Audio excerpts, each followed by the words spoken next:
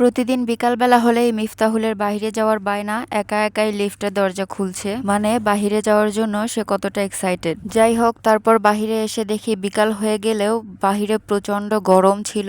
কিছু করার নেই, বের হয়েছি, এখন হাঁটতে তো নিয়ে যেতেই হবে তাকে। তারপরেই তো হাঁটতে হাঁটতে পাঁপড় কিনলাম, পাঁপড় কিনে পাঁপড় খেতে খেতে হাঁটলাম। এই পাঁপড়গুলো খেতে কিন্তু মজাই লাগে, আর একটা পাঁপড় অনেকক্ষণ ধরে খাওয়া যায়। মিফতাহুলও একটা পাঁপড় নিয়েছে, কিন্তু একা একটা খেয়ে শেষই করতে পারেনি। তারপর হাঁটতে হাঁটতে মেট্রো রেল স্টেশনে গেলাম, কারণ মিফতাহুল এই এসকেলেটরে চড়তে অনেক বেশি পছন্দ করে এবং মেট্রো রেলের স্টেশনে এসে গেলে কেন জানি না অনেক বেশি খুশি হয়ে যায়। এই যে একা একা দৌড়াদৌড়ি করছে এদিক সেদিকে, একটুও ভয় করে না।